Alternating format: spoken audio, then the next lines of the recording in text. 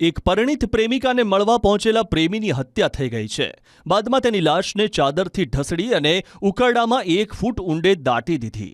આ ઘટના છે છોટાઉદેપુરના ડોલરિયા ગામની, જ્યાં પ્રેમી કિશન પ્રેમિકાને મળવા માટે ગયો, પરંતુ પ્રેમિકાનો પતિ શુક્લાભાઈ જોઈ જતા કુહાડીના ઘા મારીને પ્રેમીને પતાવી દીધો.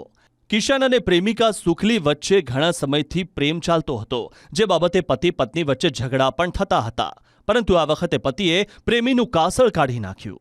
જે જગ્યા પર લોહીના ટીપા પડતા ગયા એ જગ્યા પર દેખતા ગયા અને ત્યાં એ જુકલાભાઈ વેસ્તાભાઈ એના ઘરની બાજુમાં ઉકળો હતો, એક નાની ગલીમાં સરકાઈને લઈ ગયેલો હતો, ત્યાં લોહીના ટીપા પડેલા હતા, બધું દેખ્યું. પછી ઉકળો હતો, જે કચરો નાખેલો હતો, એ કચરાના ખાડાની અંદર એ લાશને 1 ફૂટ ઊંડા દાબેલી.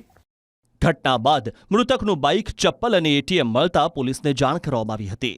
ત્યારબાદ જોજ પોલીસે સ્થાનિકોના જણાવ્યા અનુસાર ઉકરડામાંથી સંતાડેલી લાશ બહાર કાઢી હતી. આ સમગ્ર મામલે આરોપીની ધરપકડ કરવામાં આવી છે અને પોતે હત્યા કરી હોવાની કબૂલાત પણ પતિએ કરી છે. ઉકરડામાં એક લાશ, એક જમણો હાથ કે એક હાથ બહાર હતો, તો તાત્કાલિક ત્યાંથી એક્ઝિક્યુટિવ મેજિસ્ટ્રેટ અને સરકારી પંચોની વ્યવસ્થા કરી લાશ બહાર કાઢવાની પ્રક્રિયા કરવામાં આવી. લાશ બહાર કાઢતા જોતાં કિશનભાઈ બચલાભાઈ રાઠવા રહે નવા ગામની લાશ ઓળખ થઈ.